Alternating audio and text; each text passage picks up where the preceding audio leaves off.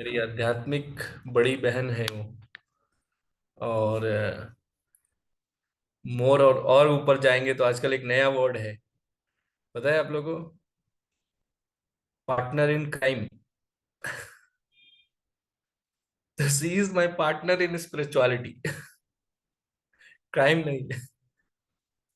तो that's like, इसलिए माता जी का यहाँ पे होना जो है वो बहुत बहुत विशेष है मेरे लिए, बहुत इम्पोर्टेंस है इनका। सो थैंक यू माता जी फॉर एक्सेप्टिंग माई रिक्वेस्ट। और आज हमारे राकेश प्रभु भी हैं, यदा कदा दिखाई देते हैं प्रभु। हरे कृष्णा प्रभु, दंडवत प्रणाम। राकेश प्रभु धन्यवाद प्रणाम प्रभु जी। दिल्ली के सर्दी में इतना सुबह सुबह लाइव हो जाना बहुत बड़ी बात है। ओके। हरे कृष्णा प्रभु जी, हरे कृष्णा दानव हरे प्रणाम। कृष्णा प्रभु जी, दंडवत प्रणाम, दंडवत प्रणाम। मैं आपका प्रोग्राम सुन रहा हूँ फिर बाहर वॉक करते करते। वॉक करते करते, अच्छा अच्छा, बहुत अच्छा बहुत अच्छा। आप मैं लेकिन सर्दी दिल्ली से बहुत हूँ। ज्यादा है वहां, तो बहुत हाँ, ज्यादा दिल्ली में सर्दी। सर्दी बहुत ज्यादा है। फिर भी वॉक कर रहे हैं, सुन रहा हूँ आपका प्रोग्राम भी। इसलिए मैंने mike okay, off off thank किया यू हुआ है, प्रभु क्योंकि जी, यहाँ थैंक यू। पर आ रहा है। नहीं, कोई बात नहीं प्रभु, आप ध्यान रखिए अपना, सर्दी बहुत ज्यादा है। ठीक है, मैं प्रार्थना करता ओके। हूँ। स्टार्ट। हरे कृष्णा। हरे कृष्ण। ओम अज्ञानतिमिरान्धस्य ज्ञानाञ्जना शलाकया चक्षुरुन्मीलितं येन तस्मै श्रीगुरवे नमः। श्रीचैतन्यमनोभीष्टं स्थापितं येन भूतले स्वयं रूपः कदा मह्यं ददाति स्वपदान्तिकं। वन्देऽहं श्रीगुरु श्रीयुतपदकमलं श्रीगुरु वैष्णवांश्च श्रीरूपं साग्रजातं सहगण रघुनाथान्वितं तं सजीवम् साद्वैतं सावधूतं परिजनसहितं कृष्णचैतन्यदेवं श्रीराधा कृष्णपादान् सहगण ललिता श्रीविशाखान्वितांश्च। हे कृष्ण करुणा सिंधु दीनबंधु जगतपते गोपेश गोपिका कांत राधा कांत नमोस्तुते। तप्त कांचन गौरांगे राधे वृंदावनेश्वरी विश्वभानुसुते देवी प्रणमामि हरि प्रिये। वाञ्छाकल्पतरुभ्यश्च कृपा सिन्धु एव च पतितानां पावनेभ्यो वैष्णवेभ्यो नमो नमः। नमो विष्णुपादाय कृष्णप्रतिष्ठाय भूतले श्रीमद् भक्तिवेदांत स्वामी इति नामिने नमस्ते सरस्वते देवे गौरवाणी प्रचारिणे निर्विशेष शून्यवादी पाश्चात्य सतारिणे। जय श्री कृष्ण चैतन्य प्रभु नित्यानंद श्री अद्वैत गदाधर श्रीवासादि गौर भक्त वृंदा। हरे कृष्णा कृष्ण कृष्ण हरे हरे, हरे राम राम राम हरे हरे। मुखं करोति वाचालं पंगुं लंघयते गिरिं यत्कृपातमहं वन्दे श्रीगुरुदीनतारिणं परमानन्दमाधवं। श्री चैतन्य ईश्वरं। राधा मदन मोहन जी की जय, राधा गोविंद जी की जय, राधा गोपीनाथ जी की जय, जगन्नाथ बलदेव सुभद्रा माई की जय, दर्शन प्रभु की जय, गौरंग की जय, गौर निताई की जय, शील प्रभुपाद की जय, श्री गुरु महाराज की जय। कृष्ण पाद कृष्ण निष्ठाय।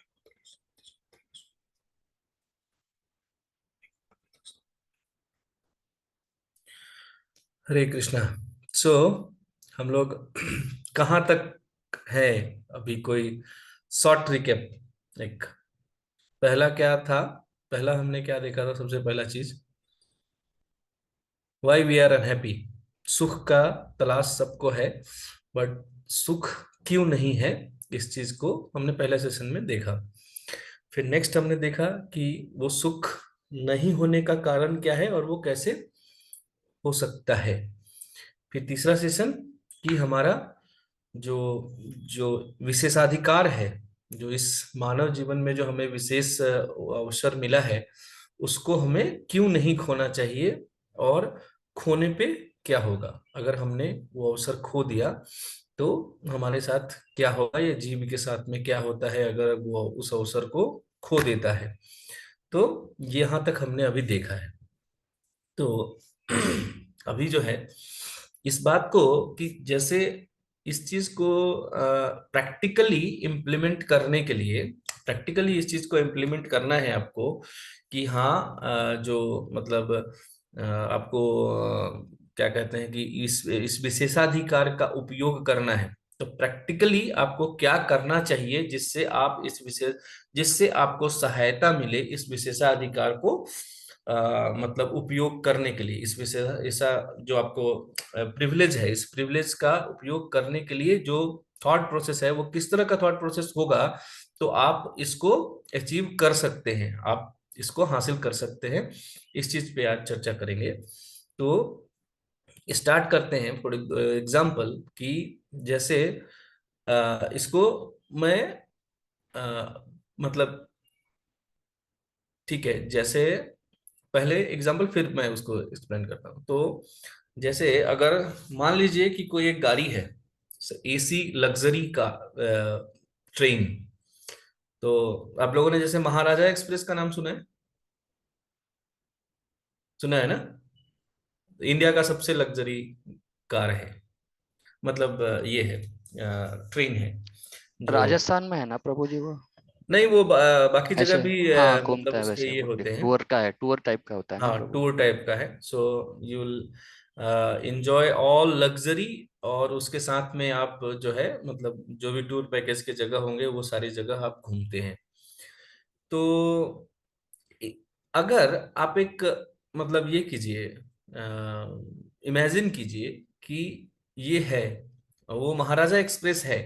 आपको महाराजा एक्सप्रेस की सारी सुविधाएं जो हैं वो यथावस्थान रहेंगी, उसमें सब कुछ सुविधा जो है उसके अंदर वो है, बट समहाउ वो चल नहीं रहा है, वो अपने गंतव्य तक नहीं जा रहा है।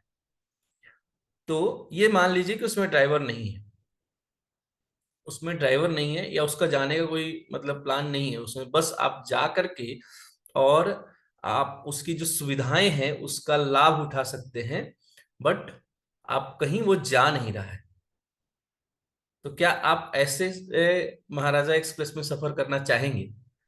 क्या आप लोग ऐसा ऐसा जर्नी करना चाहेंगे जिसमें जो ट्रेन है वो फुल लग्जरियस है, बहुत सुविधाएं हैं, लेकिन वो अपने गंतव्य तक नहीं जा रहा है?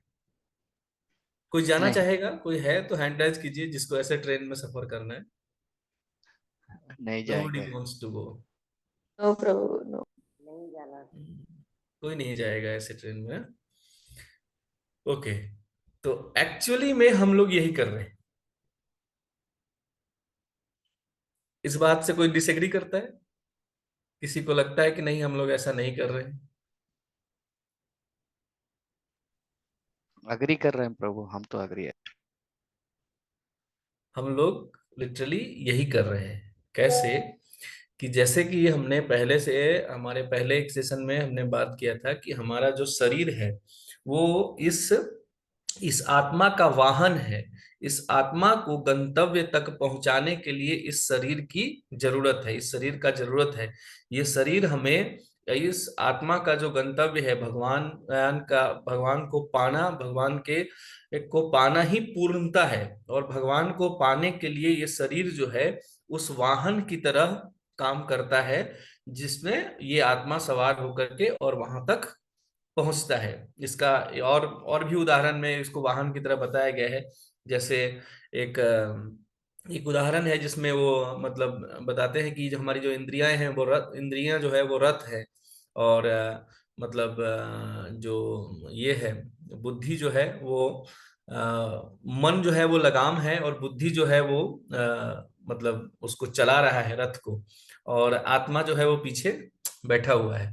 तो आत्मा क्या है कि वो सवारी है, वो सवारी है, और जो ये जो शरीर है ये वो गाड़ी है। तो अगर इस गाड़ी का लग्जरी भोगने में, इस लग्जरी को मतलब का उपयोग करने के लिए हम मतलब रह गए, इस लग्जरी को भोगने के लिए, इस ऐशो आराम को भोगने के लिए हम अगर इस भोगने के चक्कर में रह जाते हैं, तो हमारा उस पर से ध्यान हट जाएगा जहां हमें जाना था। क्योंकि आप जा रहे हैं, महाराजा एक्सप्रेस है, आप जाइए वहां, बढ़िया मतलब गद्दे लगे हुए हैं, अच्छा हॉस्पिटैलिटी है, अच्छा आपको खाना मिल रहा है, सब कुछ अच्छा मिल रहा है, पर वो कहीं जा नहीं रहा है, वो कहीं जा नहीं रहा है, वो अपने जगह पे यथा स्थान अपने जगह पे जो है एज इट इज है। तो हम जो है हम उसी तरह से एक्ट कर रहे हैं। तो अभी क्या है कि इसको आगे कैसे मतलब आगे कैसे क्या करना चाहिए हम लोग को। तो इसके लिए ये कहते हैं कि हमें जो आसक्ति है, जो भौतिक आसक्ति है, उससे हमें मतलब अपने आप को दूर करना पड़ेगा। इन जो जो लग्जरीज का ये है ना, उसको छोड़ के और हमें उस डब्बे में सवार होना पड़ेगा जो जो चलता है, जो चलता है। तो ऐसा है कि जैसे इसके लिए एक तो ये है कि हमारे क्या क्या जो जो अटैचमेंट है, जो हमें बांध के रखा है, वो क्या चीज है। तो दूसरे एग्जाम्पल पे आए तो समझ लीजिए कि एक नाव है जिसमें ऐसे ये जो नाव में ये होता है, लंगर होता है, पता है ना, एंकर। जो जब नाव को रोकना होता है तो वो एंकर डाल देते हैं नीचे, जिसकी वजह से वो मूव नहीं करे। तो वो एंकर्स क्या क्या है, उसके लिए शिला प्रभुपाद जी क्या कहते हैं, आध्यात्मिक तथ्यों का अज्ञानता के कारण इस भौतिक देह के प्रति आसक्ति रखना। अज्ञानता के कारण इस भौतिक देह से आसक्ति रखना, अटैचमेंट रखना, ये एक एक लंगर है समझिए। शरीर का शरीर शरीर का संबंध होने के कारण स्वजनों से आसक्ति रखना, अपने अलावा शरीर से जिसका जिसका संबंध है उन स्वजनों से आसक्ति रखना। जन्मभूमि, घर की वस्तुएं, भूमि संपत्ति, व्यापारिक कागजातों इत्यादि के प्रति आसक्ति रखना। भौतिक विज्ञान के प्रति आसक्ति रखना, जो सदा ही आध्यात्मिक प्रकाश के अभाव के कारण रहस्यमय बना रहता है। कई बार लोग ऐसा क्या होता है कि जो साइंस है ना, जिसको हम साइंस कहते हैं, भौतिक ज्ञान जो है, शरीर का ज्ञान या पदार्थ का ज्ञान जिसको कहिए, मैटर का, ये आज उस सेशन में माता जी कुछ ऐसा ही ये ले रही हैं about the science matter of science of matter. तो जो ये है ना, इसके प्रति हम इतना आसक्त हो जाते हैं इस चीज के प्रति कि हम भौतिक चीज को मतलब ये कर देते हैं, नेग्लेक्ट कर देते हैं कि जो सॉरी आध्यात्मिक जो ज्ञान है और आध्यात्मिक इसको है उसको हम नेग्लेक्ट करने लगते हैं। और जो मतलब साइंस ऑफ मैटर, जो भौतिक पदार्थ का ज्ञान है, उसको इतना सीरियसली ले लेते हैं कि इस चीज को हम भूल जाते हैं या फिर इग्नोर करने लगते हैं। तो ये भी एक कारण है, ठीक है। तो और इसके बाद अगला कारण है भगवान तथा उनके भक्तों के जाने बिना धार्मिक विधियों एवं तीर्थ स्थानों से आसक्ति रखना। जैसे आपने कुछ लोगों को ऐसा देखा है कि जिनको किसी एक पर्टिकुलर तीर्थ स्थान से बहुत ज्यादा अटैचमेंट है, बहुत ज्यादा लगाव है, कि वहां मतलब उनके उस तीर्थ स्थान के प्रति जो है इतना ज्यादा श्रद्धा, इतना ज्यादा आपको देखने को मिलेगा कि वो एकदम मतलब उसके प्रति अगर कुछ बोलेंगे तो वो लड़ लेंगे। ऐसा ऐसा ऐसा कोई एग्जाम्पल देखा है आप लोगों ने किसी देवी देवता के स्थान के प्रति ऐसा? हाँ प्रभु है एक्चुअली। जैसे हैदराबाद में काफी लोगों को अभी एक मैं एग्जांपल दे रहा हूँ प्रभु, एक जहाँ पर मेरा आमना सामना हो, तो महाराष्ट्र में एक तुलजापुर करके माता का मंदिर है। हाँ वो हाँ काफी लोग अटैच्ड है, अगर करेक्ट किन्होंने प्रभु जी, मैं सुना है। भी बोलने वाली थी हाँ अभी, वो स्नेहा माता जी भी काफी।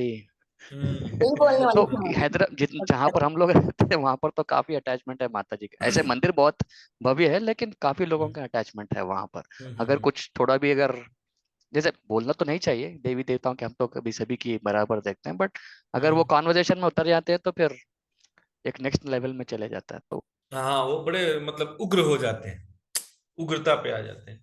तो एक्चुअली शिला प्रभुपाद यहाँ पे इसी चीज को इंगित कर रहे हैं कि अगर हम भगवान और उनके भक्तों के बारे में नहीं जानते, अगर हम उस सिस्टम को नहीं जानते जिसके जिसके अंडर में ये सब चीजें आती हैं और कैसे काम करती हैं, तो आप उसके अलावा मतलब इसको नहीं बिना समझे हुए, क्योंकि आपको यहाँ पे आगे प्रभुपाद जी ने लिखा है, वास्तव में भगवान एवं उनके भक्तों की उपस्थिति के कारण ही तीर्थ स्थान पवित्र है।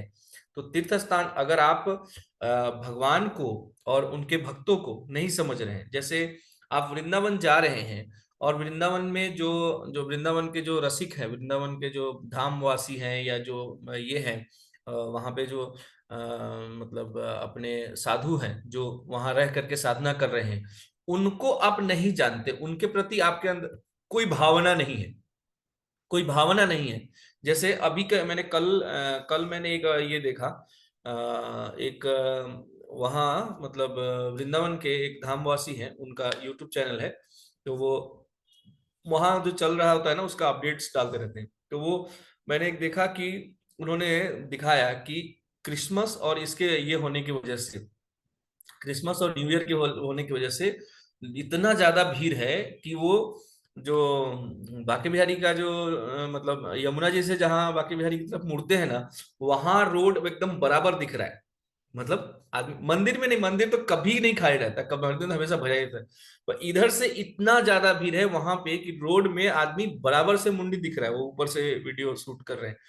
तो वो कह रहे थे कि अभी जो है लोगों को मतलब ये समझना चाहिए कि जो हमारे धाम है वो बहुत सेंसिटिव है। आप एक तो बांके बिहारी जो जगह है वो बहुत बड़ा ही संकरा और पुराना, मतलब ये स्ट्रक्चर, उसके आसपास का स्ट्रक्चर जो है वो बहुत पुराना हो गया हुआ है। तो एक बार और कुछ दिन पहले भी ये हुआ था कि मतलब आपको एक दीवार का हिस्सा गिर गया था और कुछ लोग जो है वो इंजर्ड हो गए थे। तो आपको जब तक उसका उसका भावना नहीं है तब तक आप क्या सोचते हैं ना लोग ऐसा कि वहां जाएंगे और जाते ही हमको ये मिल जाएगा, भगवान ने मतलब एक बार देखा और बस हो गया, मेरा कल्याण हो गया। लेकिन एक्चुअली में जब तक आप अपने आप को सुधारेंगे नहीं, मतलब भगवान और भक्तों को जानने का मतलब क्या है कि भगवान, भक्तों को जानने का मतलब कि भगवान तक जाने का जो मार्ग है, जब आप भक्तों को जानते हैं तो मतलब क्या है कि उनका अनुसरण करते हैं, अनुकरण नहीं अनुसरण, कॉपी नहीं करते हैं, उनको फॉलो करते हैं। तो उनका, उन्होंने जो रास्ता बताया है उस रास्ते पे आप चलने का कोशिश करते हैं। और भगवान को अगर आप जानते हैं तो आपका आपका उद्देश्य पता है आपको कि आपको कहाँ जाना है वो पता है, और भक्त आपको वो बताते हैं कि आपको कैसे वहां जाना है। तो यहाँ क्या है, जैसे जो ये मैंने एंकर्स बताए आपको, कोई क्या क्या है, आप मैं फिर से रिपीट करता हूँ, आप लोग इसको नोट डाउन कीजिए, एटलीस्ट याद रखिए। आध्यात्मिक तथ्यों के अज्ञानता के कारण इस भौतिक देह से आसक्ति, पहला। देखिए यहाँ पे एक और चीज ध्यान देने वाला क्या है कि आप जान के, आसक्ति दो तरह का, यहाँ पे एक बात हो गया, क्या है, अज्ञानता की वजह से आसक्ति।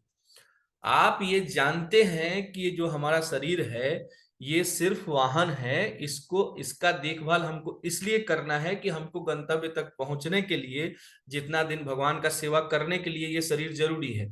माध्यम नहीं होगा तो मैं सेवा नहीं कर सकता, इसलिए आप इसका ख्याल रखते हैं। तो दैट इज अनदर थिंग, वो दूसरा बात हो गया कि जानने के बाद में आपको अपने शरीर का ध्यान है।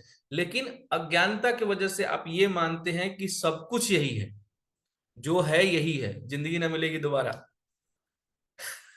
हमारे प्रभु का ये पैटर्न डायलॉग है, जिंदगी ना मिलेगी दोबारा वाला, कि चलो अभी ये कर लेते हैं वो कर लेते हैं। तो ऐसा करके अगर आप सोच रहे हैं तो देन, तो ये एक पहला पॉइंट हो गया।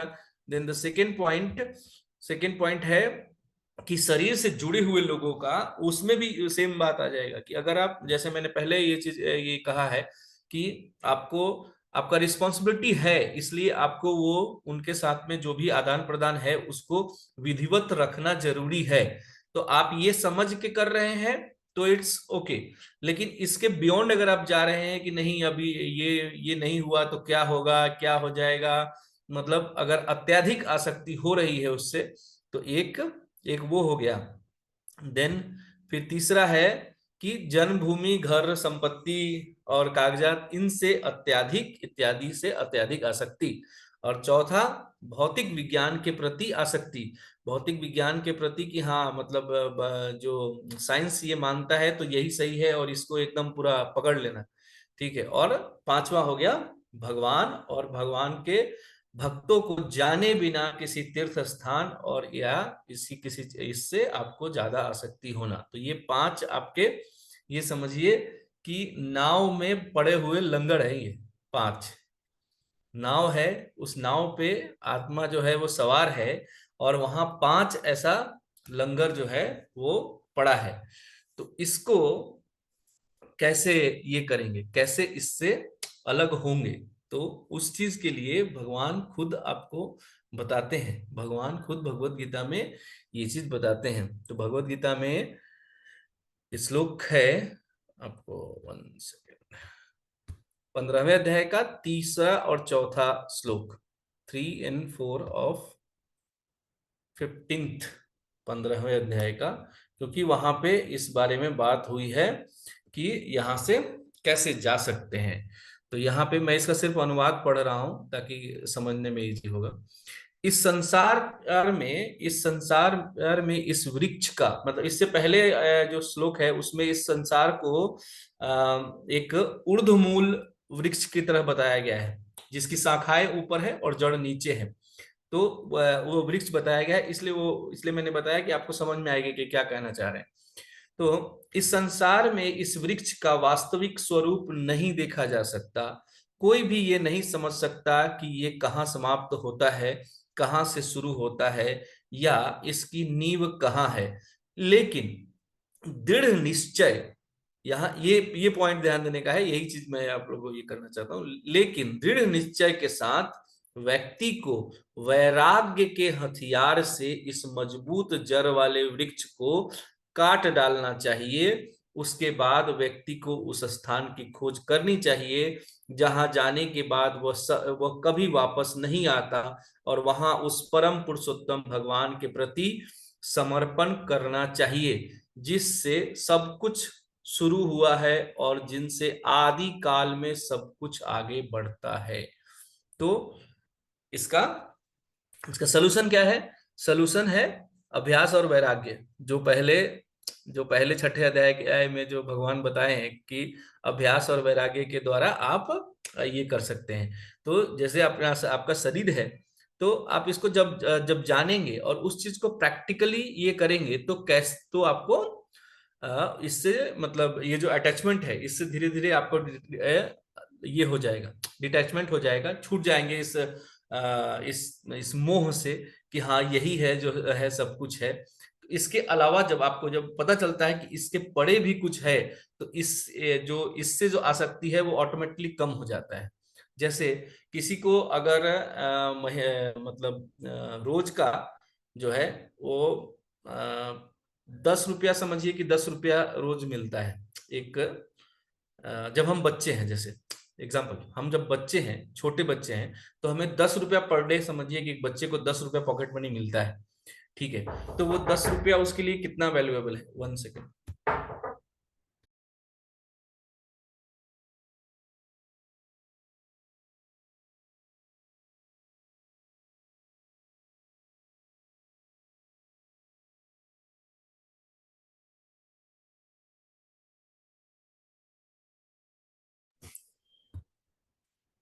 हरे कृष्णा। मैं क्या कह रहा था कि जो अगर 10 रुपए का ही आमदनी है, तो 10 रुपया इज वेरी इंपॉर्टेंट। कितना इंपॉर्टेंट है? अगर सिर्फ 10 रुपया ही रोज मिल रहा है, तो वो कितना ज्यादा इंपॉर्टेंट है कि नहीं? है और प्रभु। उस 10 रुपए में कितना सारा प्लान होता है कि ये करना है, वो करना है, ठीक है। लेकिन वही बच्चा जब बाद में जब पैसा कमाने लगता है और उसका एक हैंडसम सैलरी है, मतलब 50-60 हजार रुपया सपोज ये सैलरी मिल रहा है, 10 रुपए की क्या वैल्यू है उसके बाद? अगर कहीं कुछ सामान लिया और चेंज में 10 रुपया नहीं मिल रहा है, तो छोड़ के चले जाएंगे कि चलो जाए 10 रुपया किस लिए वापस नहीं आना है। यही होता है कि जब आप एक ऊपर के एक हायर पर्पस के लिए, हायर पर्पस को जानते हैं, और एक हायर पर्पस के बारे में जब आपका मतलब चेतना जो है उस बारे में जब सोचते हैं, आप मनन करते हैं कि हाँ भगवान को पाना कितना इंपॉर्टेंट है, भगवान कितना इंपॉर्टेंट है, तब जो ये छोटा मोटा चीज है ये छोटा लगने लगता है, ऑटोमेटिकली छोटा लगने लगता है। क्योंकि अभी के डेट में जो है वो यही है। तो जब तक ये भावना है कि जो है ये यही है, तब तक आप उसको छोड़ नहीं सकते। तो आप उसको नहीं छोड़ सकते, क्योंकि आपके मन में ये बसा हुआ है कि आप यहाँ हैं तो इसी रीजन से हैं। तो जब इस रीजन को, इससे ऊपर वाले बड़े कारण के बारे में आप जानेंगे कि आपके आने का उद्देश्य क्या है, और क्यों यहाँ आए, और किस लिए ये चीज जो ये चल रहा है, जो ये आप झेल रहे हैं जन्म मृत्यु जरा व्याधि का जो चक्र चल रहा है, तो इसको मतलब ये किस लिए ये सब हो रहा है और इसको कैसे पार कर सकते हैं। तो जब आप ये पूरा साइकिल समझ रहे हैं कि जन्म मृत्यु जरा व्याधि क्यों हो रहा है, तो फिर आपको किसी एक चीज से आसक्ति रहने का सवाल नहीं उठता है। फिर आपको आसक्ति नहीं रहेगी उस पर्टिकुलर चीज से। इसको और एक बढ़िया इसका ये है कि कैसे हमें क्या हमें करना चाहिए प्रैक्टिकली। तो एक तो प्रैक्टिकल बात ये हो गया कि जैसे जैसे जैसे आप ये नॉलेज एक्वायर करेंगे, जैसे जैसे आप ये समझेंगे कि आपका उद्देश्य क्या है और आपको क्या करना चाहिए, वैसे वैसे ये आसक्ति अपने आप खत्म हो जाएगी। ठीक है। दूसरा इसका जो सबसे बढ़िया ये है वो ये है कि आप जो जो ये नाव है, जो ये नाव है, इसका नेविगेटर बनाइए। किसको? कृष्ण जी को, श्री कृष्ण भगवान को, गुरु को। गुरु को। हाँ, गुरु को अपना नेविगेटर बनाइए और भगवान को इसको चलाने वाला बनाइए कि भगवान के हिसाब से ये नाव चल रही है और इसका दिशा निर्देश कौन कर रहे हैं? गुरु कर रहे हैं। गुरु कर। गुरु जो है वो नेविगेटर हैं, वो जैसे बताएंगे किधर जाना है उधर हम जाएंगे। और पावर किसका लगा हुआ है? भगवान का। तो भगवान जैसे चाहते हैं वैसे जाएंगे और गुरु जो दिशा दिखाएंगे वैसे जाएंगे। Then all things are sorted. So ये एकदम सबसे सिंपल उपाय सब कुछ ज्ञान ज्ञान वैराग्य और मतलब क्या कहते हैं कि कुल्हाड़ी सब सब सबको बाद में कर दीजिए पीछे, कि जैसे जैसे ऑर्डर आएगा वैसे किया जाएगा। सर्वप्रथम क्या रखना है कि नाव में आप तो आत्मा तो ऑलरेडी बैठी हुई है, आप नाव है, आप चला नहीं सकते। आप शरीर तो नाव ही है ना। अगर आप शरीर के स्तर पे देख रहे हैं तो आप तो नाव है, आप तो चला सकते ही नहीं है उसको। सर ये है, आप आत्मा जो है वो बैठी हुई है, गुरु जो है वो नेविगेटर है और कृष्ण जो है वो चला रहे हैं। ठीक है। तो फिर जैसे चल रही है वैसे चलने दे। किसकी इच्छा से? कृष्ण और गुरु की इच्छा से। ठीक है। समझ में आया कुछ, या यस ये प्रभु, ज्ञाता यस और ज्ञान यस वाला प्रभु। कंफ्यूजन अभी भी है ही है? ठीक है। ये आप कहाँ हैं ये आपको पता होना चाहिए कि आप कहाँ हैं। तो इस इस उदाहरण में आप तो नाव है, तो नाव तो न खुद चल सकता है और न खुद रास्ता बता सकता है। तो रास्ता बताने के लिए कौन है? गुरु है, जो रास्ता बताएंगे किधर से जाना है। चलाने का पावर जो है वो भगवान का है। आत्मा बैठा हुआ है, ये आत्मा तो सवारी है, वो तो बैठा हुआ है। ठीक है। चलिए, तो आई थिंक आज के लिए मेरा समय ये हो गया है। मैं एकदम पूरा एग्जैक्ट समय पे अपना बात कंक्लूड किया हूँ। तो आशा करता हूँ आप लोगों को समझ में आया हो। कुछ भी अगर सही अच्छा लगा हो, कुछ समझ में आया हो, तो it's all credit goes to my mentors, my guru and Shila Prabhupad. और अगर कुछ किसी को आहत करने वाले शब्दों का इस्तेमाल हो गया हो, कुछ अगर मैंने गलत बोला हो, तो उसके लिए मैं क्षमा प्रार्थी हूँ। अच्छा, फिफ्थ पॉइंट क्या है? फिफ्थ पॉइंट है कि तीर्थ स्थान से, फिफ्थ पॉइंट है भगवान तथा उनके भक्तों को जाने बिना धार्मिक विधियों एवं तीर्थ स्थानों से आसक्ति रखना। That is the fifth point.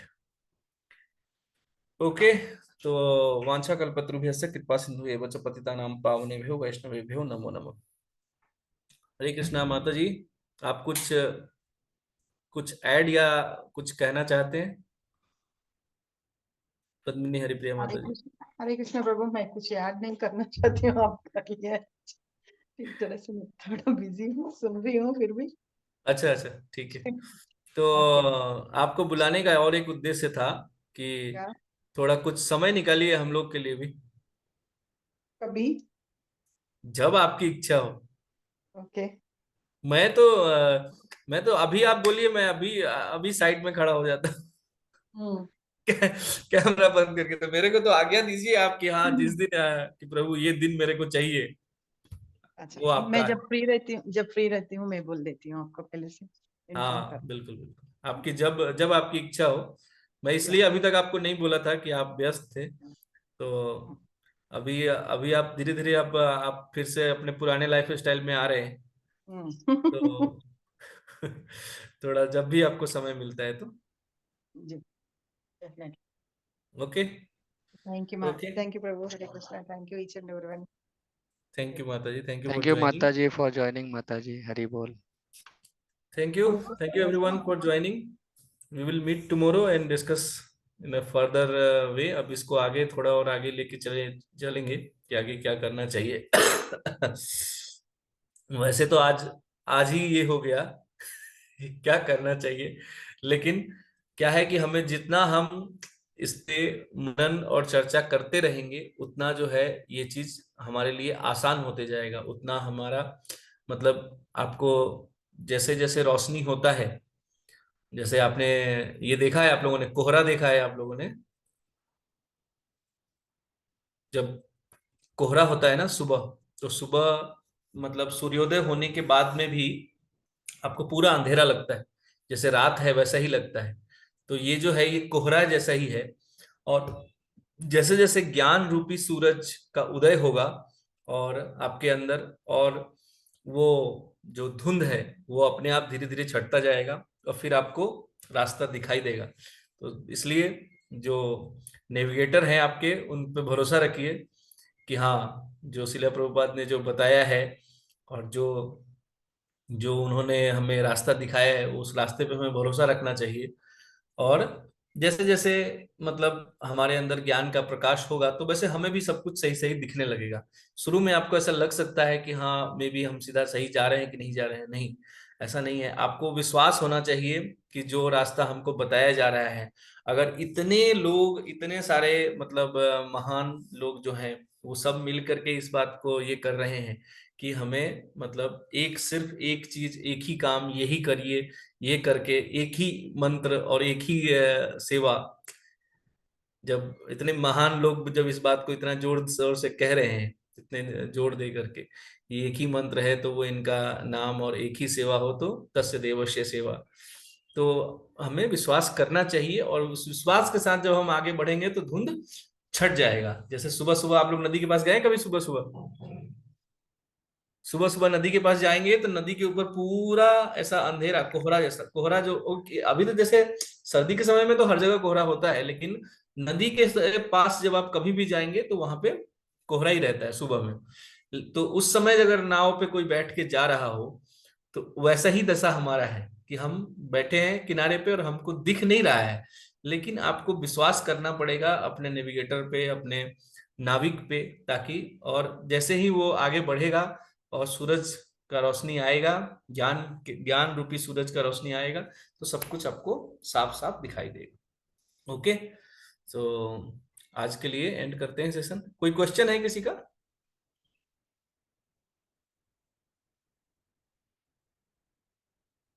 कुछ नहीं समझ में आया फिर? कोई क्वेश्चन नहीं है, कुछ नहीं समझ में आया?